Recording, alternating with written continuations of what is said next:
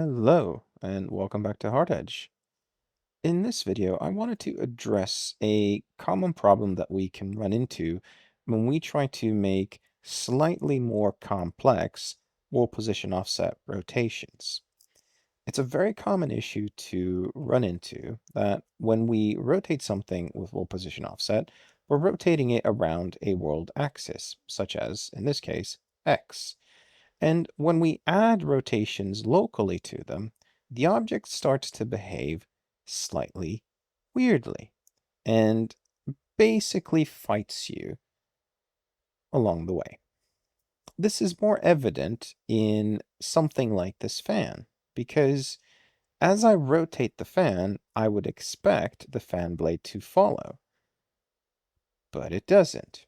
And obviously, because we are only doing this in the world aligned axis, when it does align with the X, it all kind of works. But we can't be having this, and we can't have fans that you can only place in two angles ever, so that's really not helpful. Now, I've not really seen anyone tackle this problem on YouTube or anything like that, and I did a little bit of digging to try and figure this out, and I've come up with a few solutions that I'd like to present to you now. Before I do present the solution to you, I'd like to first set up some ground rules. We will have the world normal view open, as that is what we're most interested in for this video. And I just want to very quickly address the sort of pivot point situation of this fan. This fan has 30 something materials, which is frankly absurd.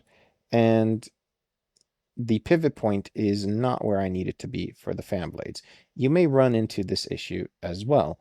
You may get a marketplace asset, or you may just have to deal with the fact that the pivot of your object isn't where part of your object should be rotating from.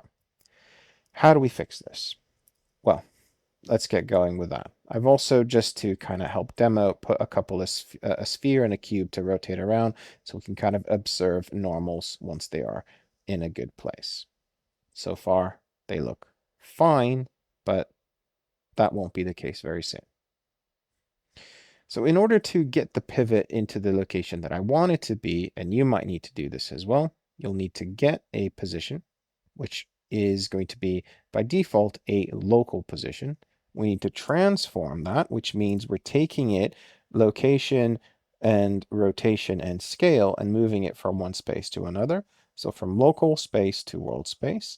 We will then mask the, in my case, X and the Y. You may need to do this differently because, again, I don't need this to move in the X and the Y. I need it to move up. We do this. I will then take a scalar parameter, which I will just do here, and I will add it to the original Z position of the pivot. This is effectively the object's local position as I've moved it into the world. I know it may not look like it, but the shader doesn't know. It can't tell you where the object is, but just trust me, this is the actual transform of the object. So we add it onto there, and then we append this to repack that vector. Not append many, I keep doing that. Append vector, like so. And then you need to know what is the distance that you need to move that pivot by. This depends on your scale. In this case, around 120 applies for the fan because I've scaled it up by like almost 4 times. Now, this isn't a perfect number, and I'm not trying to make it perfect, but I just kind of wanted to show you that that's what we're working with right now. So if you need to do something like this for your model, go ahead and do it, and then we can be at the same place. How do we make things rotate correctly as we turn them around with world position offset? So how do we add a local rotation offset on top of our world position offset? Well, the clue is in the name. We take our position that we're rotating, and first of all, we will transform it into a local position. So we will take an absolute world position, which will be in here, and we will transform it into local space. By doing this, we immediately need to reconsider our pivot because we don't want a mismatch from local to world and then from world to local. So we don't need this anymore. We will move it into there. We also don't want a mismatch in our pivot position. So in this case, we don't need to compensate for the scale. And in my case, the number is, these are all sort of, factors of 3 in my case. And the number 31 is what is going to work. We will then take the rotate about axis result, which is in a local space, and we will transform the vector, which will ignore translations. This is important. So local space into world space. The transform vector only does rotation and scale, and the position does the actual translation as well. This is important. Pre-rotation, post-rotation, it is not important. We will then apply this, and what you will see is that we will be exactly where we were at the start of the video. Okay, that's thing number 1. So how do we go about fixing the normals? Well, the secret is inside the node.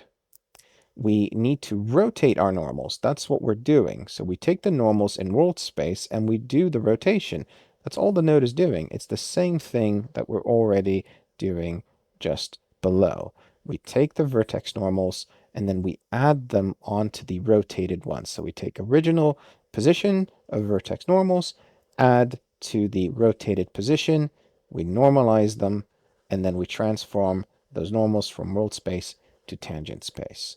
So the problem we have is as soon as I start rotating the fan, the normals go wonky, and you can see the sphere is going a bit wild, the same as for the cube. So how do we fix the normals? And also, it's very easy to see that things are going bad because the lighting is going a bit, kittywampus, as they say. So not good at all. Let's fix it. How do we fix it? Well, we need the same sort of math that's in here, but working in local space. Let's copy this node up. The time and rotation angle is correct. The normalized rotation axis is the same. The pivot point, we don't need to expressively set for the vertex normals. That shouldn't be modified. And the position is our vertex normals world space. Well, not vertex tangent, vertex normal, world space. We will then transform this into a local position instead of a world one. And we do not care about translations in this case, so it will be from world space into local space, like so. And then what we will do is exactly what they do in the node, which is to add the rotation back onto the original vertex normals. We will then normalize this. And finally, we can transform this vector from local space to tangent space, like so. And that should allow you to have more advanced world position offset rotations in your game. So I can rotate this around now and it will work fine, and I will show you that it will work fine by us going into the world normal. As you can see, we have beautiful normals that are aligned locally. And now, if I rotate this cube, it actually continues to rotate in the intended axis relative to its local space, which is really awesome. So now you may go on with your fixed world position offset rotations. You can scale and do all kinds of cool stuff, and nothing will break. I hope. I hope you enjoyed this video. Thank you so much for watching. Stay tuned for more videos. I'm an Unreal authorized instructor, and I'm going to be posting a lot more frequently. Take care.